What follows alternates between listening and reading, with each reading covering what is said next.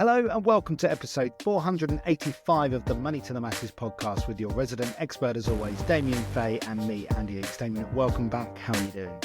Yeah, I'm good. And apologies for the missed week last week. It wasn't because of illness or anything bad. What actually happened is that Money to the Masses was so caught up with showcasing a new app. Now, we're going to provide more details to our audience in the coming weeks and months into the new year.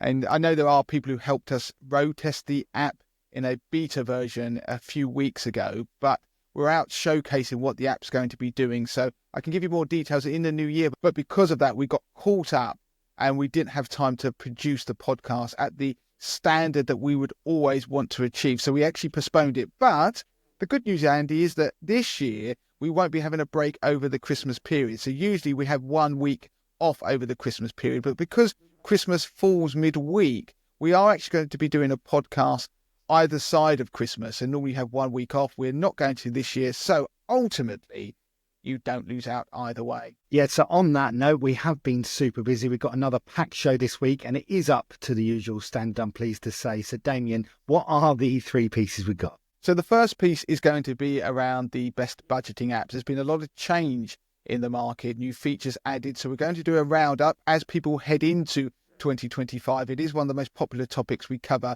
in the new year. People looking to start a new year in the right footing. So new year, new me. So we're going to be covering that. The second piece on the show is going to be how much income can you get from £100,000 pension pot? So it's been quite a number of years since we've covered this topic and things have changed dramatically because obviously one thing is that gilt yields have risen a lot. So we've seen annuity rates go up. So we're going to be answering that question. And finally, I'm going to be telling you how to read books and magazines for free. And the answer is not going to be go to your local library. Okay, so let's start this week's podcast off. Now, Damien, you've pulled together a roundup of the best budgeting apps that are out there in the UK. And also towards the end of this piece, you're going to come up with a number of scenarios where you actually pinpoint which apps might be best for particular types of people. Yeah, that's right. So at Money to the Masses, we cover all of the different apps, we road test them, and we pull together reviews so you can see which is likely to be best for you. So I'm bringing it together in one short piece.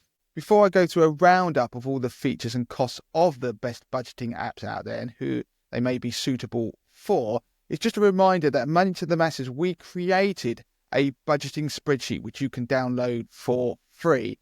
Now, the spreadsheet goes through and teaches you how to build your own budget based largely on the 50-30-20 principle. I'm not going to dwell on it on this particular piece. So the first thing to do is download that. But either way, budgeting apps are incredibly useful. They can help you build budgets, but what they do is help you track your spending.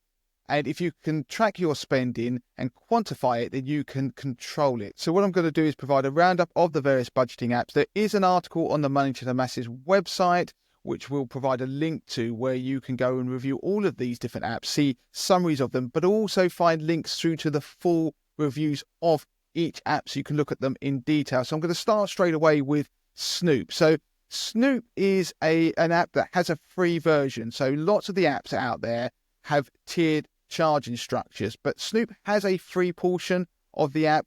There is a paid for plan as well, which will cost you $4.99 a month or $39.99 a year. Now, the features of the Snoop app is it allows you to connect all your accounts, track bills, and notifies you of cheaper alternatives to those bills. And it also provides spending summaries and categorizations. It also allows you to set monthly budgets as well.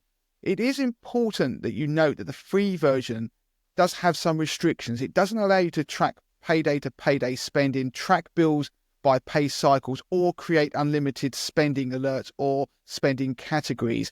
Now, those features are available on the Snoop Plus plan. So that's the one we have to pay for. That's $4.99 a month that I've already mentioned. So it does have its limitations. I have used the free version of the plan, but it was slightly limited for my own needs where I had various different accounts I wanted to hook up. But also I wanted to create those bespoke categories for spending and also monitor it for my own payday. So if you have a payday that doesn't base around a calendar, so the first of the month to the end of the month, then the free version of Snoop is fairly limited. Now, it's good for those who just want an easy to use app and want to track their bills to see if they are rising. So we're talking about those direct debits. Now, moving on to Money Hub. Money Hub is a personal favourite of mine. It does have a cost associated with it. It's £1.49 a month or $14.99 a year. But I have to say, it does give you 6 months free to try out before it does then charge you. And it does warn you that it is going to charge you. So 6 months is a generous period in which you can try the app for free and decide if you like it. Now, the Money Hub app does allow you to connect all your accounts. That includes things like credit cards, savings accounts, even investments accounts. And it can give you the in-depth spending analysis, allows you to budget. It can even give you bill reminders, offer access to other services, including financial advice. And it does have a desktop version, which is something that a lot of the other apps don't offer at present. And I have to say, it's best for people who are quite advanced in terms of their budgeting, because there's lots you can do with Money Hub to make it very bespoke. And now I'm talking about creating lots of different categories. You can add manual accounts, so accounts that you update that don't link through via open banking. And I have to say, having used it, the ability to manipulate it to work with your finances, because all of us have different finances and it can be very complex the way we all each do it slightly differently. Money Hub is the one app that I think you can change to actually work with pretty much any scenario. Cost-wise, it is pretty cost-effective at £1.49 a month. Moving on to Emma. Now, Emma is a good-looking app. It's one that's pretty much gamified the whole budgeting process. Now, it has a series of plans. It does have a free plan, but it is very limited when it comes to being able to use it as a full budgeting tool and be able to budget from payday to payday. In reality, if you use Emma, you are going to be probably using one of its paid for plans, which start at $4.99 a month. Now, if you use its full features on the paid for plans, you get advanced budgeting tools. It also provides savings pots with competitive interest rates. It also includes investment options, something that the other budgeting apps I've already mentioned don't. It facilitates rent reporting to credit agencies, so that's something that might be attractive to people who are renting in order to try and boost their credit scores. Money Hub offers a similar facility, but the app also offers cashback options on the paid for plan. So if I'm picking this for who's it best for, it's probably for people who are quite serious budgeters who want some comprehensive financial management, and they are probably looking at those extra tools, but they like something that is very easy to use. It does a lot of the heavy lifting itself without you having to do too much stuff in terms of making it bespoke or doing too much tweaking. And before I move on, I've got to say that if you're watching this on screen, then you will see interest rates shown. They are correct at the time that this video is published. So you can find the latest rate by going through to our review, where you can find a link in the notes of this show. Moving on to some of the banks that offer budgeting tools. So Monzo is one of the app-only banks. It does have obviously a free plan. You can have paid plans with Monzo, and it does offer some budgeting features. So it has tools including custom categories, advanced roundup. So when you spend money in the shops, it will round up the pence to put them into a savings pot. There's advanced versions of that where it can actually do that using multiples of the roundups to save that.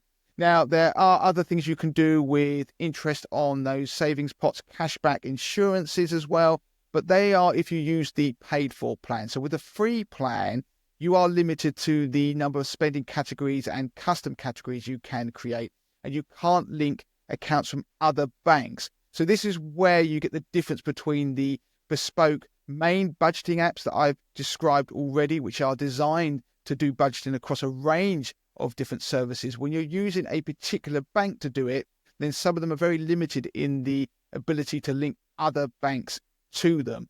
Monzo, you can do it if you use the paid for plan. So if you are wanting to use a banking app that has a lot of this stuff built in, then Monzo is a pretty good choice. But of course, there are people out there who won't be comfortable with linking all their various banks and services to one bank. Even though it's read-only, they might not be comfortable with that. Now, moving on to Starling Bank, obviously that's a competitor to Monzo. Its budgeting features are pretty limited. It does have some tracking in there so you can see where your money's going, but it doesn't have the same features as any of the budgeting apps that I've mentioned, or indeed Monzo. But like Monzo, it is pretty good if you want to spend abroad, because they both offer free spending overseas. One thing I do like about Starling is the way that they have spaces. So think of it as a way of carving out a portion of your current account into which you can save money for certain goals. You can also spend directly from those spaces, which I think is a really nice feature. And also they have the kite card. So you can use that for your children to be able to start spending. It works pretty much like a prepaid card. You put money into that particular space that's linked to that kite card, and they can use that in the shops. Now, one advantage of Starling is they don't do a tiered structure in terms of charging you for additional features. So while the features might be more limited, what it does offer is free. Now, this links quite nicely onto Revolut. So Revolut does have a UK banking license now, but it isn't a fully regulated bank in the UK yet. So for most people, they will use it like a prepaid card when they're traveling overseas. It provides a lot of different plans, which give you a lot of different benefits when it comes to traveling, but it does have some budgeting aspect to it as well. So if you use your Revolut card, it can actually show you how much you've been spending in different areas, and you can build budgets using it. For most people in the UK, they probably aren't going to be using Revolut as their main bank because at the moment it doesn't have that FSCS protection. Of course, that should change in the future going forward. But for frequent travellers and users who make international purchases, they might like using Revolut, particularly because it does have some saving options, but it does have those travel benefits as well. So as mentioned, you can find out a lot more detail by going through to our roundup on the Money to the Masses website, which I've linked to in the notes of this show. But let's give you some scenarios now. So let's say you are a young couple who are saving for a deposit to buy your first home. Now, which budget app would you really be interested in? Well, because you want to track your spending, set savings goals, and identify areas that you could cut back on, then perhaps Emma is a strong choice because it does have those comprehensive budgeting features. It's really good at tracking changes in your direct debits, but it is going to obviously cost you if you want the best features from it. Now, it does also have that rent reporting feature, which can help you when it comes to trying to build your credit score, and that's going to be important when you have an application for a mortgage in the future. Now, another feature of Emma that might be attractive is the high interest saving options that are available. Now, another option is Money Hub. So Money Hub, you can be a bit more controlled about what it does, how you're tracking your spending, make tweaks as a desktop version, of course. Now, you don't have these savings options within the app, but of course you can use savings options elsewhere and of course link them to your Money Hub app. And it does also offer that rent tracking service. Now, what about if you're a freelancer with irregular income and you need to manage your cash flow effectively and ensure you're putting enough money aside for taxes? Then I would probably say Money Hub is a pretty good choice because of the detailed spending analysis and budgeting tools.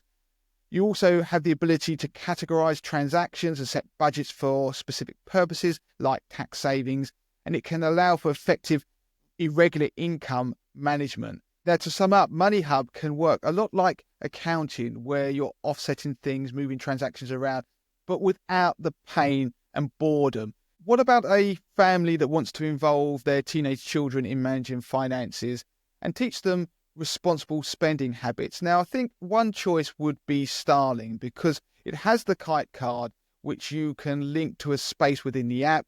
They can also have an app to manage that space and the card that's associated with it. So they can get spending analysis when they're spending their pocket money, for example, which will teach them good spending habits. You can control it as the parent as well. And they can even use that card abroad. Other possibilities, of course, are Revolut, because they do have a card that you can give to your child on there, which you can manage and they can manage within an app.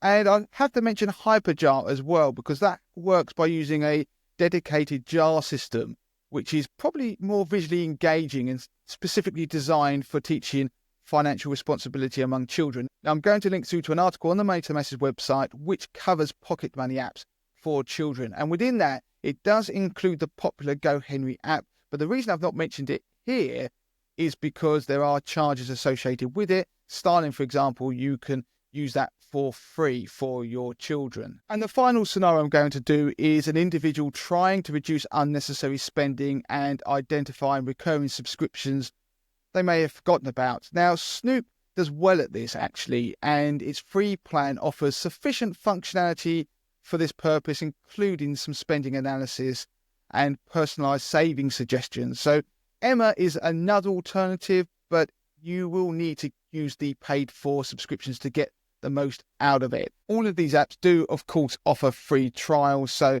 you can use all of them for free, see which one you like. Do remember to cancel the ones you don't want to continue using within that free trial period so you don't get charged. So that's a roundup of the best budgeting apps out there at the moment. New ones are launched all the time. The link to the article on the Money to the Masses website does include others that I've not mentioned, but these are probably the best ones out there that we've used and reviewed. Okay, so let's move on to the next piece of the podcast then. And we talked about pensions a couple of weeks ago on the podcast and it was very popular. So we're back this week to talk about pensions again. But this time we're talking about how much income you can realistically get from a £100,000 pension pot. So I'm going to tell you how much income you can realistically get from a £100,000 pension pot.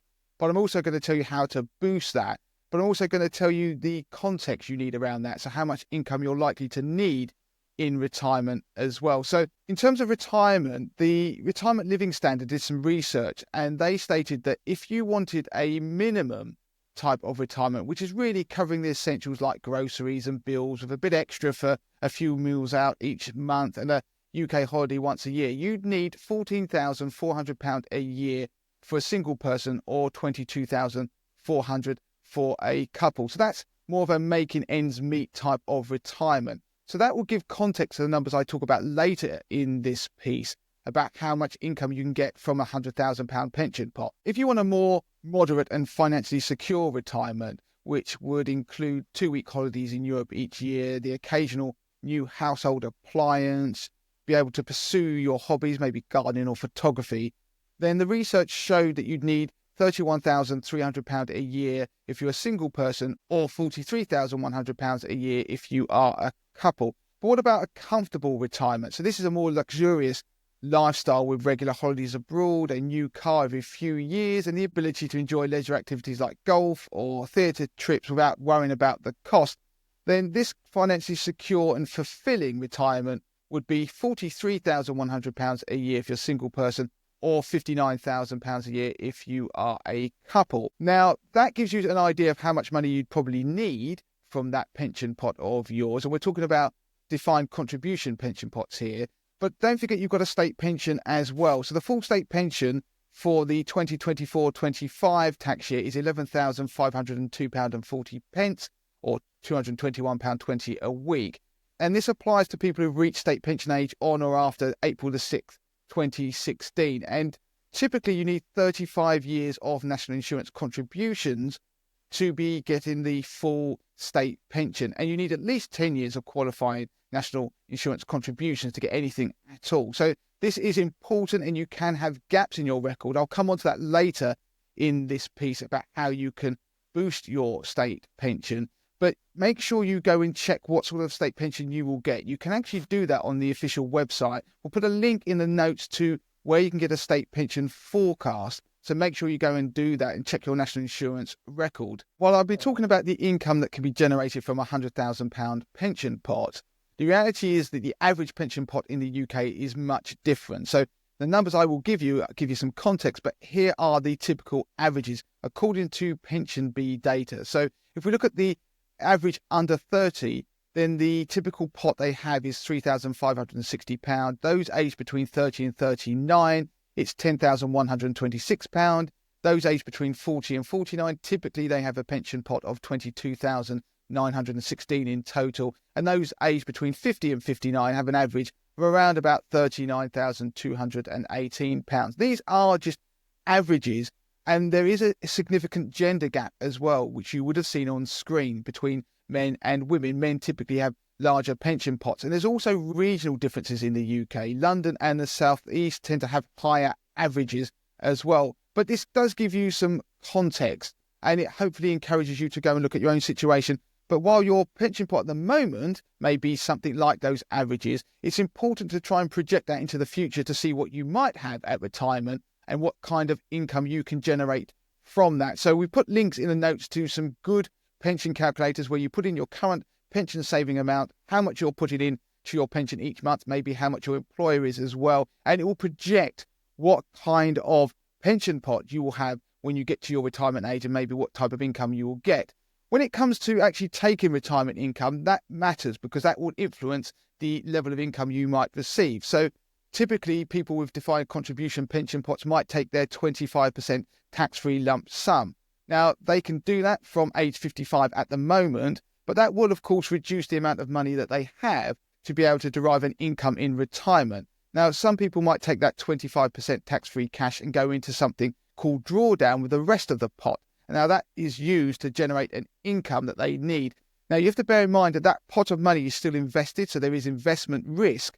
So it does have the possibility that if you take too much income from it, that you might run out of money. Now, an alternative, I'm not going to get into too much detail about these. An alternative is UFPLUS, so UFPLS. That is the ability to, rather than take the tax-free cash up front, you could take lump sums from your pension directly over time. The lump sums each have 25% tax-free cash within them, and the rest of the lump sum that you take out is taxed as income. And then another option you have is to use your pension pot to buy an annuity, and that is a guaranteed income. The other options I've described so far do not provide a guaranteed income. The amount of income, though, depends on your age, your health, and the type of annuity that you buy. So to give you some real examples about income levels, if we're talking about drawdown, first of all, then probably the most famous rule out there is the 4% withdrawal rule. So that is where, as a guideline, you take 4% of your pot that is in drawdown in the first year as income. So from £100,000, that equates to £4,000. And each year after that, you increase the amount you're withdrawing by the rate of inflation to give you an income that will increase year after year. Now, realistically, according to research, that will probably only last you as a pot of money for 30 years. So after that period of time, you're likely to run out. And of course, the income isn't guaranteed in any way. There are other withdrawal rates you can use, other methods. So research that we've looked into in the past on the Money to Masses podcast, we'll put a link in the notes, suggests that a more sustainable rate is probably below 3% and heading towards 2% initially, rather than that 4%. Vanguard have come up with some research and they've applied a dynamic strategy to withdrawal rates which flex according to the performance of investment markets. Again, we'll put links to where we've discussed that in the past. But annuities do provide a really good indicator of the type of income you might get from a £100,000 pension pot. So on the Money to the Masses website, we do provide an article where we update typical annuity rates. So for a male aged 65 who takes out a single annuity, so it's just for them, and it will pay this money until the day that they die, they can get approximately £7,500 a year. Now, if they change that annuity and add some features, for example, a 5-year guaranteed period, so if they die in the first 5 years, it will continue paying the income for at least 5 years, then that rate of initial income drops to £7,449.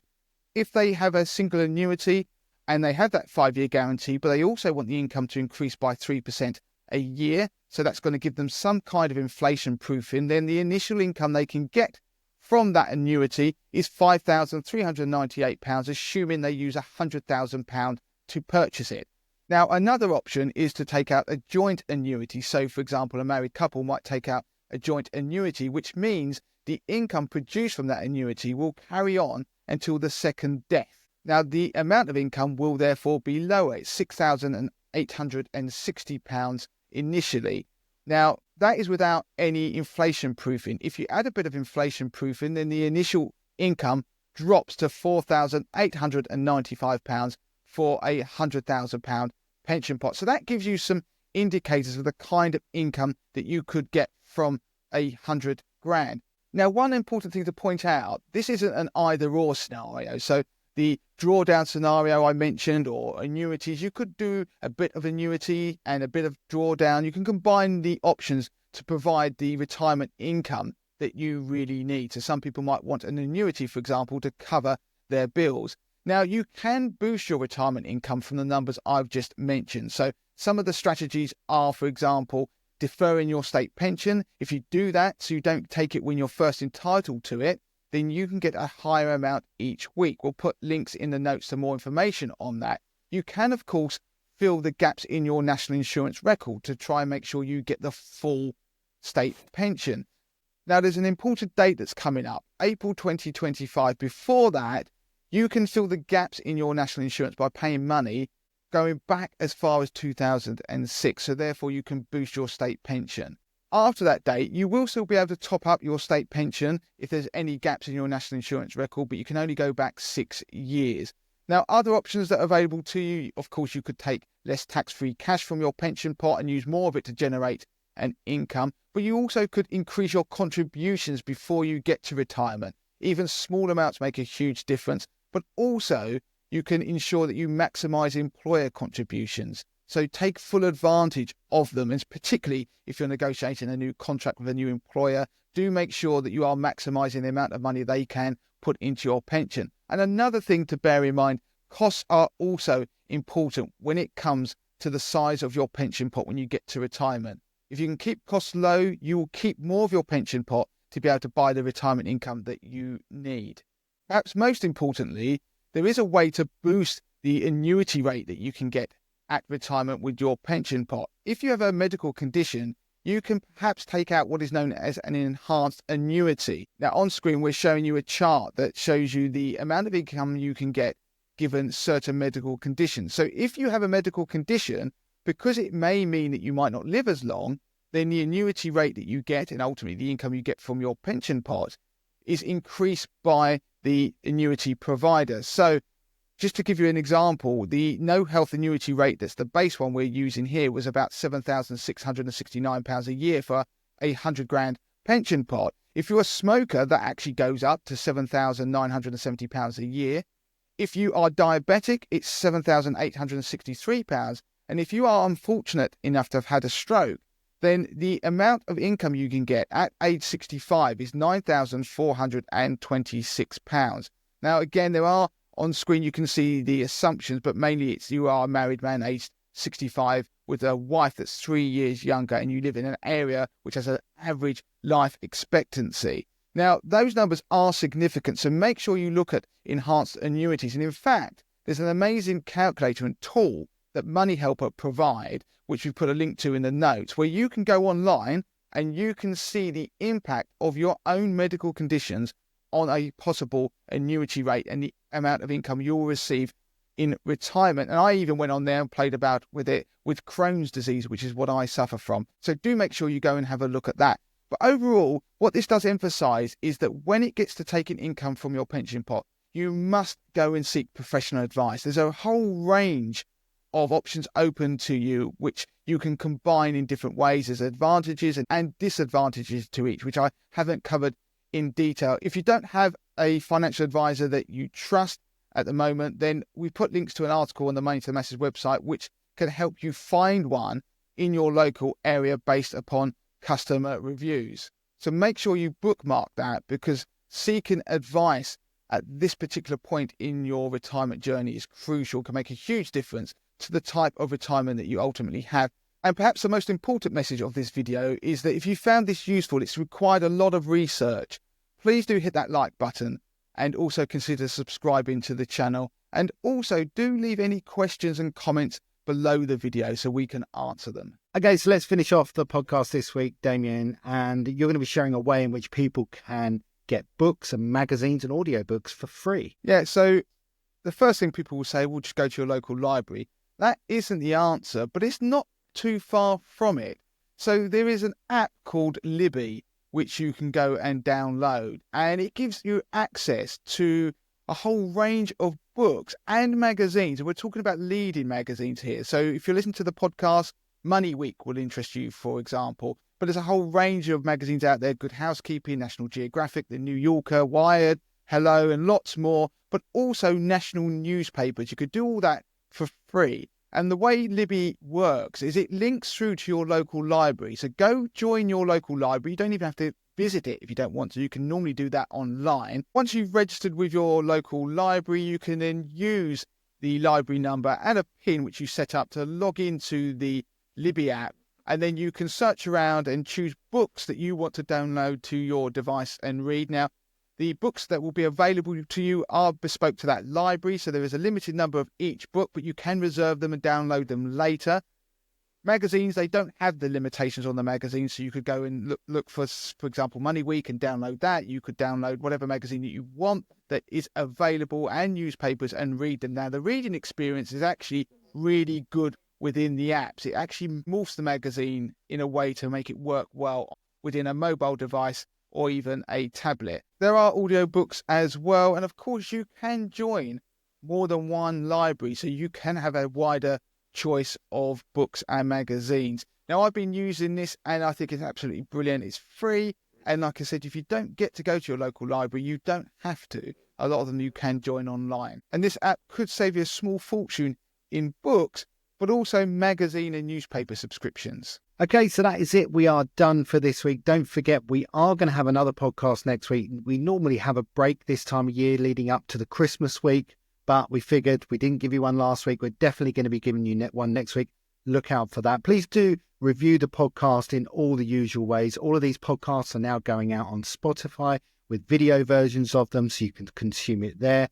And of course, don't forget to check out our YouTube channel. Please do comment and subscribe to everything we put out on YouTube, because it really helps grow that channel. We've had a lot of success over there, and everything we do on the podcast now, we are going to section up and put certain things out on YouTube as well. So even if you don't consume the whole thing, go and have a look at our YouTube channel, because there will be some stuff on there for you as well. Also, don't forget our social channels, Instagram, TikTok. Do join our Facebook group, facebook.com/groups/Money to the Masses. There's a lot of content that goes out on our social channels that don't make it to the podcast or the YouTube channel. So do follow us on all the various different places. And don't forget to sign up to our weekly newsletter that comes out on Sundays, 10 a.m. with all the latest news from Money to the Masses and things that are going to impact your finances. You can find out moneytothemasses.com/weekly-newsletter. So Andy, I think that's it. We are done this week. All that's left to say is until next time. Until next time.